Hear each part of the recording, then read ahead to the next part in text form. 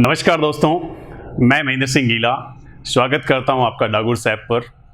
दोस्तों, हम चर्चा करें भारतीय संविधान के महत्वपूर्ण टॉपिक्स को लेकर जो आपके कॉम्पिटिटिव एग्जाम्स के पॉइंट ऑफ व्यू से बहुत महत्वपूर्ण रहने वाले हैं।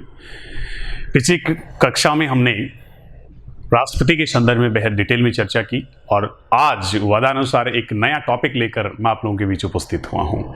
दोस्तों, आज का टॉपिक है भारत का उपराष्ट्रपति, वाइस प्रेसिडेंट ऑफ इंडिया।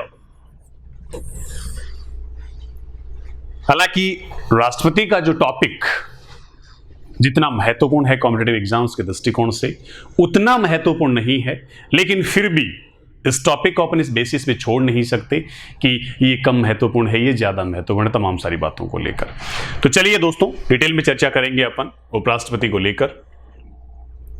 क्या कहता है भारतीय संविधान। सबसे पहले ब्रीफली मैं आप लोगों को जो एक रिवीजन के पॉइंट ऑफ व्यू से अपन बात करते हैं उस हिसाब से ब्रीफली बताता हूं और फिर अपन डिटेल में एक एक आर्टिकल को लेकर चर्चा करते हैं। दोस्तों, अनुच्छेद 63 कहता है भारत का एक उपराष्ट्रपति होगा। 63 क्या कहता है? भारत का एक उपराष्ट्रपति होगा।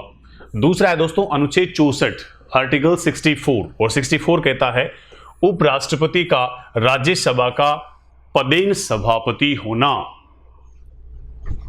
जो भी व्यक्ति देश का उपराष्ट्रपति होगा वह राज्यसभा का पदेन सभापति होगा। जैसे अभी वर्तमान की ही बात कर लें अपन, वेंकैया नायडू जो देश के वाइस प्रेसिडेंट तो हैं ही हैं और वाइस प्रेसिडेंट होने के नाते वे राज्यसभा के पदेन सभापति भी हैं। क्लियर। अगला आर्टिकल 65 कहता है राष्ट्रपति के पद में आकस्मिक रिक्ति के दौरान या उसकी अनुपस्थिति में उपराष्ट्रपति का राष्ट्रपति के रूप में कार्य करना या उसके कर्तव्यों का निर्वहन करना। कल भी मैंने आप लोगों को बताया था कि किसी कारणवश देश के राष्ट्रपति का पद रिक्त हो जाए, राष्ट्रपति की मृत्यु हो जाए या फिर राष्ट्रपति अपने पद पर नहीं हो, तो उस स्थिति में उपराष्ट्रपति के द्वारा राष्ट्रपति के कर्तव्यों का निर्वहन किया जाता है। इससे संबंधित अनुच्छेद कौन सा है दोस्तों? तो अनुच्छेद 65 बहुत महत्वपूर्ण है, तो इस आर्टिकल को थोड़ा सा ध्यान में रखिएगा आप लोग। अगला आर्टिकल है 66 अनुच्छेद 66 कहता है उपराष्ट्रपति का निर्वाचन, उपराष्ट्रपति का चुनाव, election of the vice president. राष्ट्रपति का जब निर्वाचन के संदर्भ में अपन ने चर्चा की थी तो वहां पर बताया था कि एक निर्वाचक मंडल के द्वारा देश के राष्ट्रपति का चुनाव किया जाता है। ठीक उसी प्रकार से उपराष्ट्रपति का चुनाव भी एक निर्वाचक मंडल के द्वारा किया जाता है।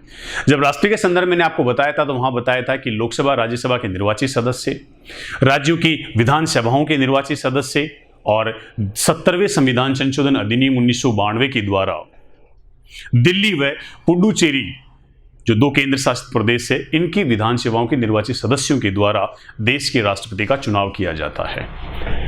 उपराष्ट्रपति के चुनाव के संदर्भ में अगर मैं बात करूं तो लोकसभा और राज्यसभा के सभी सदस्यों के द्वारा उपराष्ट्रपति का चुनाव किया जाता है। दोस्तों, सभी का मतलब है उसमें निर्वाचित भी होंगे, उसमें मनोनीत सदस्य भी होंगे। अनुच्छेद 67 आर्टिकल 67 क्या कहता है?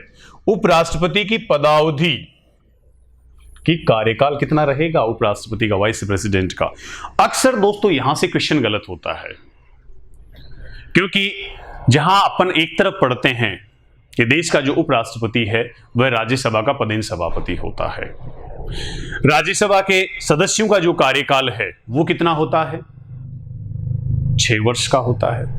राज्यसभा का कोई कार्यकाल नहीं होता है, राज्यसभा एक स्थायी सदन है, राज्यसभा के सदस्यों का कार्यकाल होता है 6 वर्ष। तो उसी 6 वर्ष को ध्यान में रखते बहुत सारे स्टूडेंट ये माइंड में तय कर लेते हैं कि वास्तव में उपराष्ट्रपति का कार्यकाल भी 6 वर्ष का ही होता होगा, लेकिन नहीं दोस्तों, उपराष्ट्रपति का कार्यकाल 5 वर्ष का होता है। अपन डिटेल में चर्चा करेंगे। अभी एक बार ब्रीफली मैं आपको बता रहा हूं कि कौन से आर्टिकल में क्या बातें कही गई हैं। आर्टिकल 68 अनुच्छेद 68। अब अनुच्छेद 68 क्या कहता है दोस्तों? उपराष्ट्रपति के पद में रिक्ति को भरने के लिए निर्वाचन करने का समय, अगर उपराष्ट्रपति का पद रिक्त हो गया हो तो उस कंडीशन में उसके पद को भरने का समय और आकस्मिक रिक्ति को भरने के लिए निर्वाचित व्यक्ति की पदावधि। अगर सडनली उपराष्ट्रपति की मृत्यु हो गई, किसी नए व्यक्ति को उपराष्ट्रपति बनाया तो उसकी पदावधि कितनी रहने वाली है, इस बात का उल्लेख किया गया है अनुच्छेद 68 में। 69 क्या कहता है, 69 क्या कहता है, उपराष्ट्रपति द्वारा शपथ या प्रतिज्ञान। जब राष्ट्रपति का टॉपिक मैंने आप लोगों को पढ़ाया था वहां पर अनुच्छेद 60 में आप लोगों को बताया था, 60 में, कि देश के राष्ट्रपति के द्वारा या फिर देश के राष्ट्रपति को सर्वोच्च न्यायालय के मुख्य न्यायाधीश के द्वारा शपथ दिलवाई जाती है। अब यहां पर उपराष्ट्रपति को राष्ट्रपति के द्वारा शपथ दिलवाई जाती है। दोस्तों तमाम सारी बातें, किस बात की शपथ लेता है, संविधान के संरक्षण की शपथ लेता है किसी, वो तमाम सारी बातें अपन डिटेल में चर्चा करेंगे अभी। अनुच्छेद 70 अन्य आकस्मिकता में राष्ट्रपति के कर्तव्यों का निर्वहन। अनुच्छेद 71 क्या कहता है, कल भी बताया था मैंने आपको पिछली क्लास में, कि राष्ट्रपति या उपराष्ट्रपति के निर्वाचन से संबंधित या संसक्त जो विषय हैं, अगर किसी प्रकार का विवाद हो गया राष्ट्रपति के चुनाव को लेकर, तो उस संदर्भ में उन विवादों का निपटारा सुप्रीम कोर्ट के द्वारा किया जाएगा, सर्वोच्च न्यायालय के द्वारा किया जाएगा। ये महत्वपूर्ण बातें हैं दोस्तों। अब एक एक आर्टिकल को अपन डिटेल में पढ़ते हैं। तो पहला जो आर्टिकल है 63 उपराष्ट्रपति का, छोटा सा सामान्य सा आर्टिकल है, और उसमें क्या कहा गया है कि भारत का उपराष्ट्रपति, और ये कहा गया कि भारत का एक उपराष्ट्रपति होगा। जैसे अनुच्छेद 52 में क्या कहा गया है कि भारत का एक राष्ट्रपति होगा, ठीक उसी प्रकार से 63 क्या कहता है, भारत का एक उपराष्ट्रपति होगा। अगला आर्टिकल, इनको डिटेल में पढ़ते हैं अपन। 64 कहता है उपराष्ट्रपति राज्यसभा का पदेन सभापति होता है। उपराष्ट्रपति राज्यसभा का पदेन सभापति होगा और अन्य कोई लाभ का पद धारण नहीं करेगा। दोस्तों क्या कहा गया है कि उपराष्ट्रपति राज्यसभा का पदेन सभापति होगा और अन्य कोई लाभ का पद धारण नहीं करेगा, परंतु जिस किसी अवधि के दौरान उपराष्ट्रपति अनुच्छेद 65 के अधीन, 65 क्या कहता है कि किसी कारणवश अगर राष्ट्रपति का पद रिक्त हो जाए और वह राष्ट्रपति के रूप में कार्य करे, उसके कर्तव्यों का निर्वहन करे, उस व्यक्ति की बात कही जा रही है कि अनुच्छेद 65 के अंतर्गत या अधीन राष्ट्रपति के रूप में कार्य करता है या राष्ट्रपति के कर्तव्यों का निर्वहन करता है, उस अवधि के दौरान वह राज्यसभा के सभापति के पद के कर्तव्यों का पालन नहीं करेगा। दोस्तों तो क्या कहना चाह रहा है अनुच्छेद, आर्टिकल 64 एक तरफ ये बात कहता है कि देश का जो उपराष्ट्रपति है वो राज्यसभा का पदेन सभापति होगा। पहली बात क्लियर है। जब तक वह उपराष्ट्रपति के पद पर है वह किसी लाभ के पद पर कार्य नहीं करेगा। बात नंबर 2। बात नंबर 3 क्या कही गई है कि अगर किसी कारणवश देश के राष्ट्रपति का पद रिक्त हो गया, किसी कारणवश राष्ट्रपति की मृत्यु हो गई, आकस्मिक कोई भी दुर्घटना हो गई हो और उसके कारण अनुच्छेद 65 के अंतर्गत अगर देश का उपराष्ट्रपति राष्ट्रपति के कर्तव्यों का निर्वहन करता है तो उस समय वह राज्यसभा के सभापति के जो कर्तव्य होंगे उनका निर्वहन नहीं करेगा। उस वक्त उसे कर्तव्यों का निर्वहन कौन करेगा, राज्यसभा का उपसभापति करेगा। दोस्तों और वह अनुच्छेद 97 के अधीन राज्यसभा के सभापति को संदेह वेतन या भत्तों का हकदार भी नहीं होगा। अरे जब वह राष्ट्रपति के रूप में कार्य करेगा तो जाहिर सी बात है उसको वेतन भी राष्ट्रपति के पद का ही प्रदान किया जाएगा, तो उपराष्ट्रपति के पद का वेतन उसको प्रदान नहीं किया जाएगा। अनुच्छेद 97 के अंतर्गत जो भी वेतन और भत्तों का निर्धारण किया गया है वो वेतन और भत्ते उपराष्ट्रपति को नहीं दिए जाएंगे। क्लियर। चलिए दोस्तों आगे बढ़ते हैं अपन। आर्टिकल 65 क्या कहता है कि राष्ट्रपति के पद में आकस्मिक रिक्ति के दौरान या उसकी अनुपस्थिति में उपराष्ट्रपति का राष्ट्रपति के रूप में कार्य करना या उसके कर्तव्यों का निर्वहन करना। 64 के साथ 65 को लिंक करके देखा अपन ने। अब डिटेल में क्या कहा गया इसमें, तो राष्ट्रपति की मृत्यु हो गई हो या उसने खुद ने इस्तीफा दे दिया हो, पद का त्याग कर दिया हो, या फिर महाभियोग की प्रक्रिया के द्वारा उसको पद से हटा दिया गया हो, या अन्य किसी कारण से उसके पद की रिक्ति हो गई हो, पद रिक्त हो गया हो, तो उपराष्ट्रपति जो वाइस प्रेसिडेंट होगा देश का, वो उस तारीख तक, उस डेट तक राष्ट्रपति के रूप में कार्य करेगा जिस तारीख को ऐसे रिक्ति को भरने के लिए इस अध्याय के उपबंधों के अनुसार निर्वाचित नया राष्ट्रपति अपना पद ग्रहण करता है। जब तक नया व्यक्ति राष्ट्रपति निर्वाचित नहीं हो जाता है तब तक उपराष्ट्रपति राष्ट्रपति के कर्तव्यों का निर्वहन करेगा। इस बात का उल्लेख कहां किया गया है? अनुच्छेद 65 के सब क्लोज 1 में किया गया है दोस्तों। चलिए अगला क्लोज क्या कहता है इसका?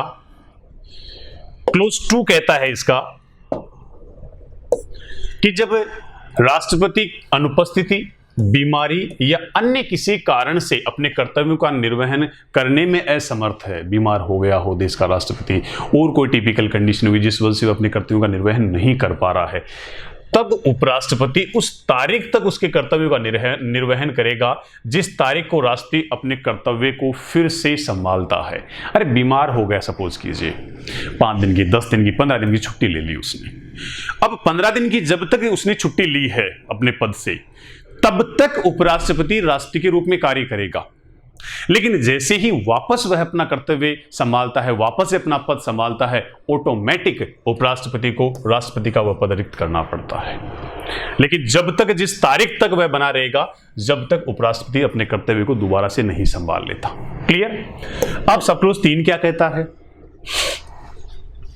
उपराष्ट्रपति को उस अवधि के दौरान और उस अवधि के संबंध में जब वह राष्ट्रपति के रूप में इस प्रकार कार्य कर रहा है या उसके कर्तव्यों का निर्वहन कर रहा है, राष्ट्रपति की सभी शक्तियां, दोस्तों बहुत महत्वपूर्ण लाइन है ये, कि जब उपराष्ट्रपति राष्ट्रपति के कर्तव्यों का निर्वहन कर रहा है, तब की बात है ये, तो राष्ट्रपति की जितनी सारी शक्तियां हैं, जितनी सारी शक्तियां हैं, उन्मुक्तियां हैं, वह ऐसी उपलब्धियों और भत्तों और विशेष अधिकारों का हकदार होगा जिसका उल्लेख अनुसूची 2 में किया गया है। इनके जो वेतन भत्ते हैं उन सारी चीजों का उल्लेख कहां किया गया? कौन सी अनुसूची में किया गया है? अनुसूची 2 में किया गया है। तो वेतन, भत्ते, उपलब्धियां सारी की सारी उपराष्ट्रपति को वही मिलेंगी जो एक नियमित राष्ट्रपति को मिलती है दोस्तों। क्लियर? चलिए आगे बढ़ते हैं। अब अगला आर्टिकल 66 कहता है उपराष्ट्रपति का निर्वाचन, चुनाव। अब उपराष्ट्रपति के निर्वाचन की बात करूं उससे पहले मैं वापस एक बार राष्ट्रपति का निर्वाचक मंडल आप लोगों को याद दिलवाना चाहूंगा।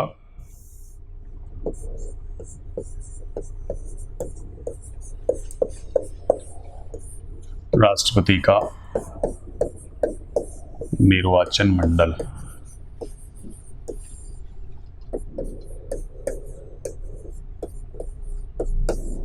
राष्ट्रपति का निर्वाचक मंडल अपने वहां पढ़ा था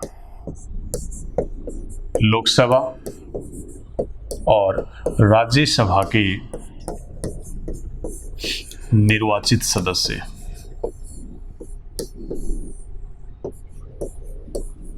और राज्यसभा के निर्वाचित सदस्य। दूसरा,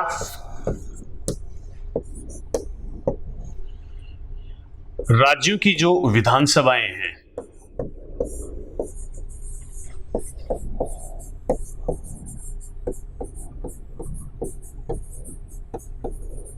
राज्यों की विधानसभाओं के निर्वाचित सदस्य।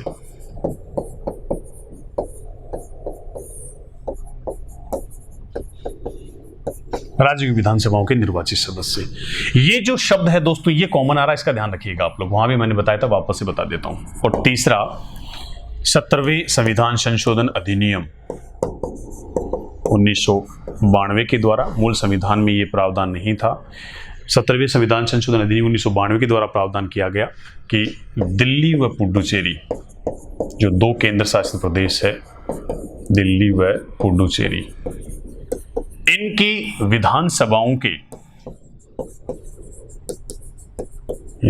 विधानसभाओं के निर्वाचित सदस्यों को भी,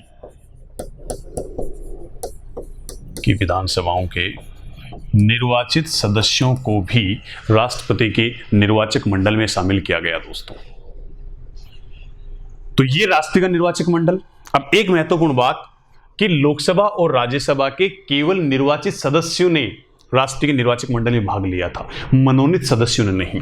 लेकिन उपराष्ट्रपति के संदर्भ में अगर मैं बात करूं, वाइस प्रेसिडेंट के संदर्भ में मैं बात करूं, तो लोकसभा और राज्यसभा के सभी सदस्यों के द्वारा उपराष्ट्रपति का चुनाव किया जाता है दोस्तों। क्लियर? चलिए, तो उपराष्ट्रपति का निर्वाचन संसद के दोनों सदस्यों से मिलकर बनने वाले निर्वाचक गण के सदस्यों द्वारा। तो निर्वाचक मंडल तो क्या, संसद के दोनों सदनों के सदस्य, अब उसमें लोकसभा और राज्यसभा के सभी सदस्यों का मतलब है निर्वाचित भी मनोनीत भी। प्रक्रिया आनुपातिक प्रतिनिधित्व की पद्धति के अनुसार एकल संक्रमणीय मत द्वारा, और ऐसे निर्वाचन में मतदान कैसा होगा दोस्तों? गुप्त मतदान होगा।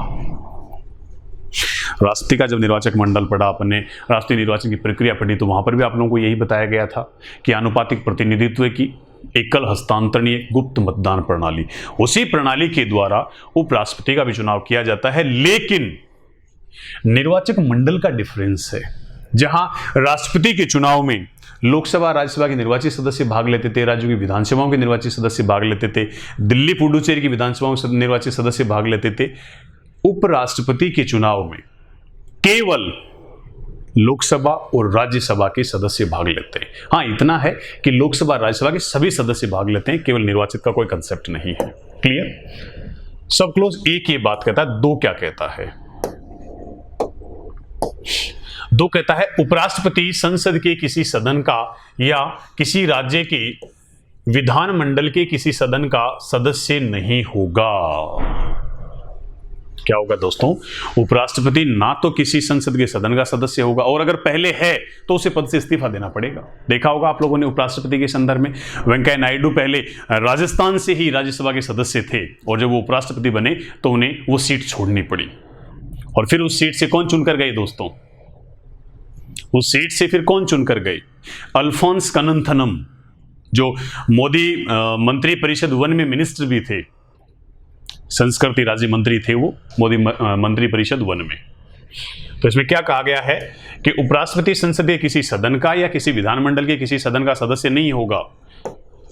यदि संसद के किसी सदन का या किसी राज्य के विधानमंडल के किसी सदन का कोई सदस्य उपराष्ट्रपति निर्वाचित हो जाता है, तो यह समझा जाएगा कि उसने उस सदन में अपना स्थान उपराष्ट्रपति के रूप में अपने पद ग्रहण करने की तारीख से रिक्त कर लिया है।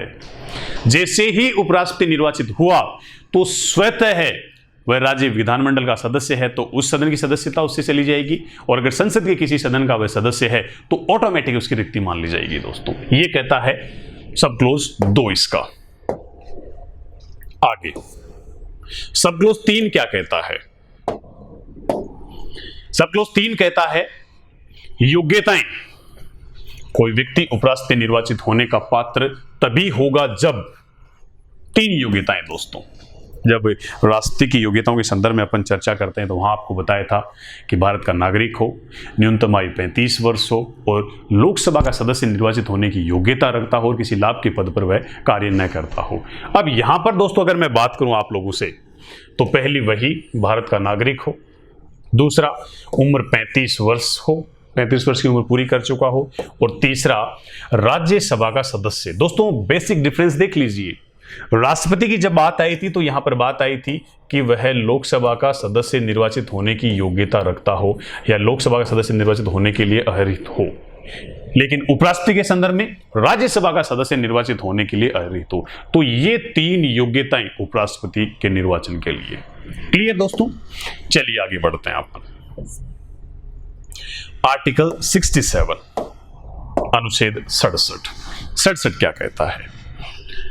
67 कहता है दोस्तों उपराष्ट्रपति की पदावधि, कार्यकाल कितना होगा उपराष्ट्रपति का। तो उसमें बताया गया है उपराष्ट्रपति अपने पद की तारीख से 5 वर्ष। पहला ऑप्शन इस संदर्भ में कई बार 6 वर्ष आएगा और मैक्सिमम स्टूडेंट 6 वर्ष करके आएंगे और वो 6 वर्ष गलत होगा। राष्ट्रपति अपने पद की तारीख से 5 वर्ष की अवधि तक पद धारण करेगा। दोस्तों समझ पा रहे हैं आप लोग? 6 वर्ष नहीं करना, 6 वर्ष नहीं करना, 5 वर्ष।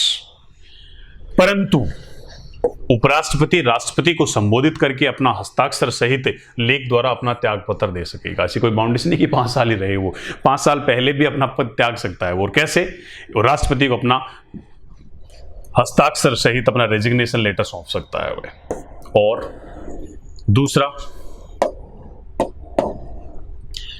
उपराष्ट्रपति राज्यसभा के ऐसे संकल्प द्वारा अपने पद से हटाया जा सकेगा जिसे राज्यसभा के तत्कालीन समस्त सदस्यों के बहुमत ने पारित किया हो और जिससे लोकसभा सहमत हो, किंतु इस खंड के प्रयोजन के लिए कोई संकल्प तब तक प्रस्तावित नहीं किया जाएगा जब तक कि उस संकल्प को प्रस्तावित करने के आशय की कम से कम 14 दिन की सूचना ना दी गई। वही बात है दोस्तों कि देश के राष्ट्रपति को अगर पद से हटाना हो और महाभियोग की प्रक्रिया उसके विरुद्ध लाई जा रही है, महाभियोग का प्रस्ताव उसके विरुद्ध लाया जा रहा है, तो देश के राष्ट्रपति को 14 दिन पूर्व लिखित नोटिस देना होता है।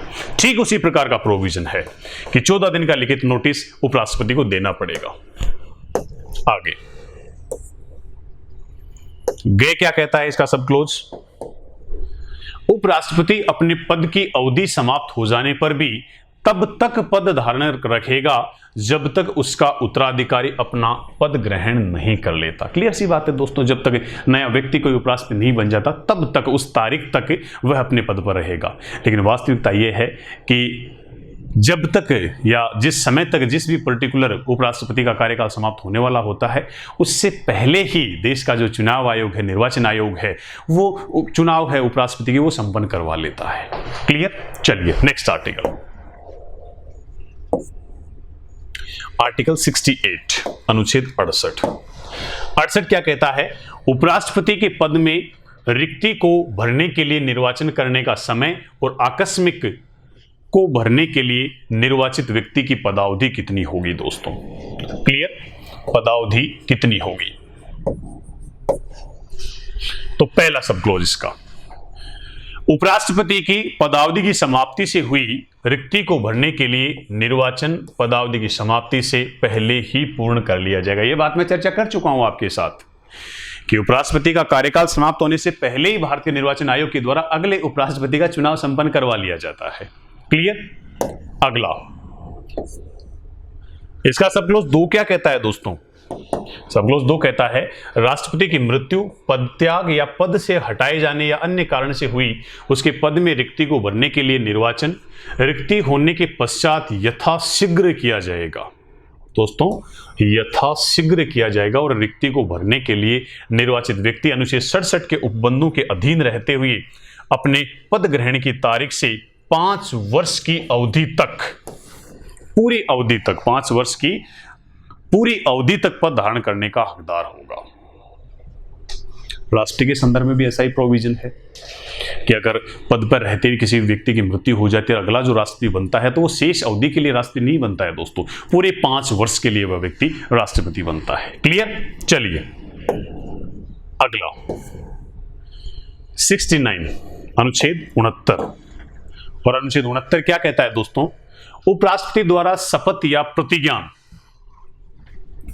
राष्ट्रपति की शपथ का उल्लेख अपन कौन से अनुच्छेद में पढ़ते हैं? तो 60 में पढ़ते हैं। और उपराष्ट्रपति की शपथ का उल्लेख है अनुच्छेद 69 में, 69 में।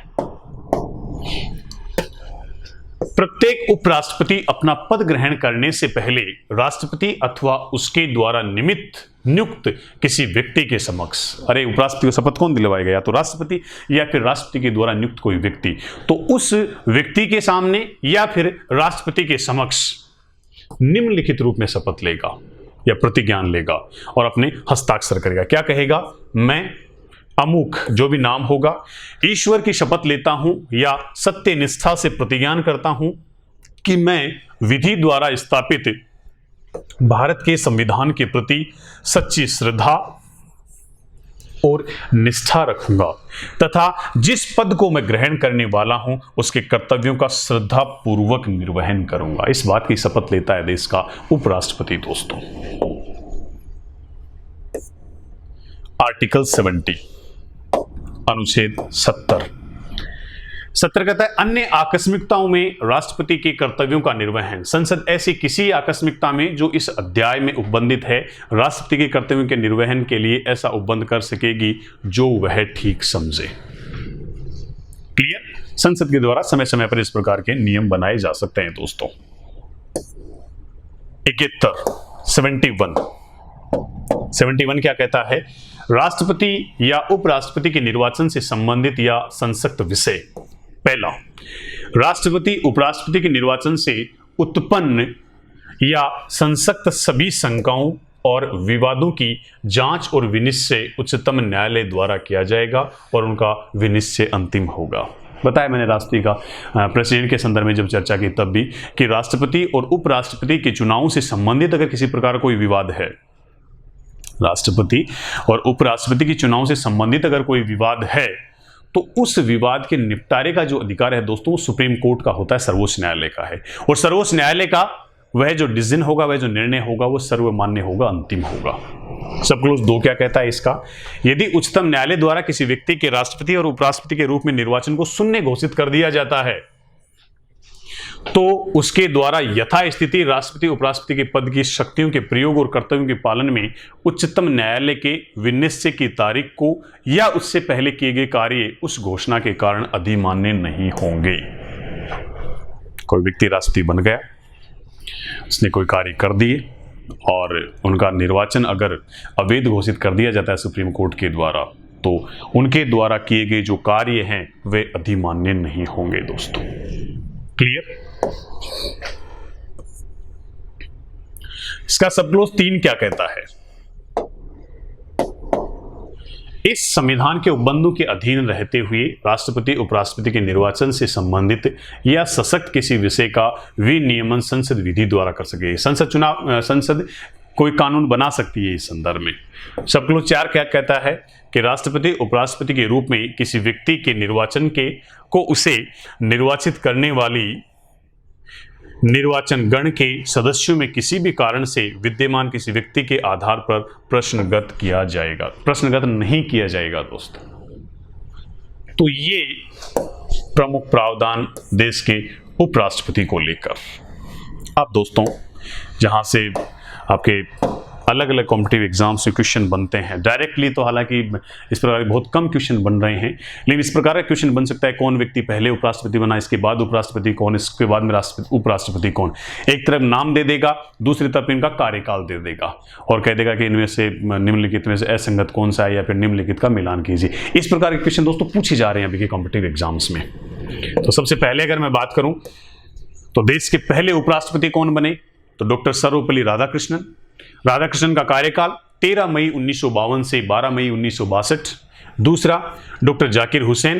डॉक्टर जाकिर हुसैन साहब का कार्यकाल 13 मई 1962 से 12 मई 1967। और वेंकट वराहगिरी या वराहगिरी वेंकटगिरी 17 मई 1967 से 3 मई 1969। दोस्तों, डॉक्टर सर्वपल्ली राधाकृष्णन भी आगे जाकर राष्ट्रपति बने, ये भी आगे जाकर राष्ट्रपति बने। थोड़ा सा मैं बड़ा लिख देता हूं जिससे आप लोगों को प्रॉपर नजर आए। ये भी राष्ट्रपति बने। और डॉक्टर जाकिर हुसैन साहब, ये भी आगे जाकर राष्ट्रपति बने। देखिए किस प्रकार के क्वेश्चन बन सकते हैं आप लोगों के। वीवी गिरी भी आगे जाकर राष्ट्रपति बने।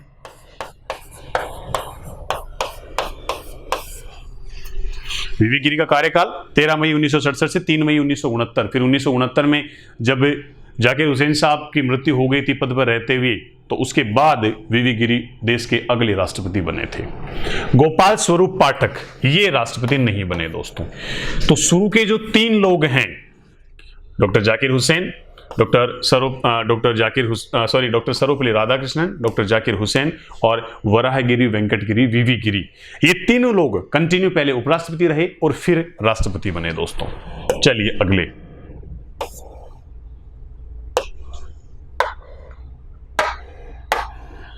बीडी जत्ती। बीडी जत्ती साहब भी फिर राष्ट्रपति नहीं बने। जब हाँ, कार्यवाहक राष्ट्रपति जरूर बने बीडी जत्ती। और कब बने? जब फखरुद्दीन अली अहमद का देहावसान हुआ। जब फखरुद्दीन अली अहमद का देहावसान हुआ 1977 में, 74 से लेकर 77 तक वो राष्ट्रपति रहे और पद पर रहते हुए उनकी मृत्यु हो गई। तो पद पर रहते मृत्यु हो गई, तो इस कारण तत्कालीन जो उपराष्ट्रपति थे बीडी जत्ती साहब, उनको कार्यवाहक राष्ट्रपति बनाया गया। तो बीडी जत्ती का कार्यकाल 31 अगस्त 1974 से 30 अगस्त 1979। मोहम्मद हिदायतुल्लाह, मोहम्मद हिदायतुल्लाह उपराष्ट्रपति रहे 31 अगस्त 1979 से 30 अगस्त 1984। दोस्तों वही मोहम्मद हिदायतुल्लाह जो सुप्रीम कोर्ट के चीफ जस्टिस होते हुए, सीजेआई होते हुए 1969 में जब डॉक्टर जाकिर हुसैन साहब की मृत्यु हुई थी पद पर रहते हुए, उस वक्त सर्वोच्च न्यायालय के मुख्य न्यायाधीश के रूप में देश के पहले कार्यवाहक राष्ट्रपति बने थे। तो ये आगे जाकर देश के उपराष्ट्रपति भी बने, और कब बने? 1979 से लेकर 1984 तक। अगले रामास्वामी वेंकटरमन, ये आगे जाकर राष्ट्रपति बने। ये राष्ट्रपति नहीं बने, हालांकि कार्यवाहक राष्ट्रपति बने ये, लेकिन परमानेंट नहीं बने। अब आपके आर वेंकटरमन, रामास्वामी वेंकटरमन, ये राष्ट्रपति बने दोस्तों आगे जाकर, और उपराष्ट्रपति का इनका कार्यकाल 31 अगस्त 1984 से लेकर 30 जुलाई 1987 तक। क्लियर? चलिए अगला,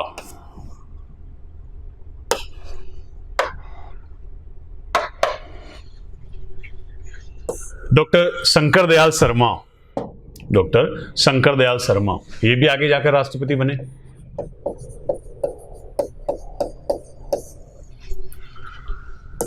कार्यकाल इनका उपराष्ट्रपति के रूप में तो 3 सितंबर 1987 से 24 जुलाई 1992।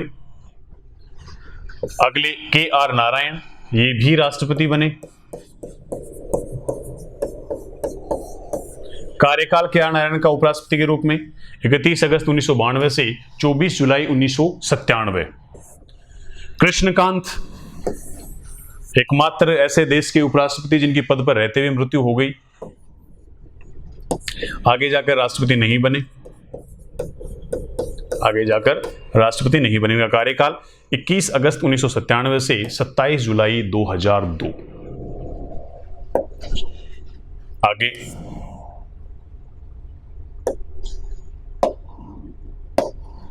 भैरव सिंह शेखावत, ये भी आगे जाकर राष्ट्रपति नहीं बने।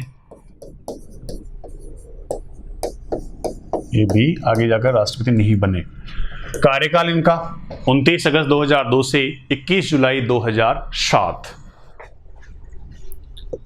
आप लोगों को याद हो तो जब डॉक्टर प्रतिभा देवी सिंह पाटिल देश की पहली महिला राष्ट्रपति बनी थी, तो उनके विरुद्ध भैरव सिंह शेखावत उनके अपोनेंट थे, उनके विरोधी उम्मीदवार थे। मोहम्मद हामिद अंसारी 2 बार लगातार उपराष्ट्रपति बने, डॉक्टर सर्वपल्ली राधाकृष्णन की तरह। 11 अगस्त 2007 से लेकर पहला कार्यकाल रहा 11 अगस्त 2012 तक, दूसरा कार्यकाल रहा 11 अगस्त 2012 से 11 अगस्त 2017 तक। और दोस्तों अभी वर्तमान में जो देश के उपराष्ट्रपति हैं वो है एम वेंकैया नायडू, जिनका कार्यकाल 11 अगस्त 2017 से लेकर अब तक है। वेंकैया नायडू के संदर्भ में मैंने पहले भी आप लोगों को बताया था कि राजस्थान से वो राज्यसभा के सदस्य निर्वाचित हुए, और फिर जब उपराष्ट्रपति चुन लिया गया उनको, तो उन्होंने अपने पद से त्यागपत्र दिया राज्यसभा के सांसद के रूप में, और फिर राजस्थान से अल्फांस कन्नथम्मनम राज्यसभा सांसद चुनकर गए। अभी भी राज्यसभा सांसद हैं वो राजस्थान से। तो अब यहां से एक बड़ा इंटरेस्टिंग क्वेश्चन दोस्तों आप लोगों का आ सकता है कि ऐसे कितने उपराष्ट्रपति रहे जो आगे जाकर राष्ट्रपति बने, और कितने ऐसे उपराष्ट्रपति रहे जो आगे जाकर राष्ट्रपति नहीं बने।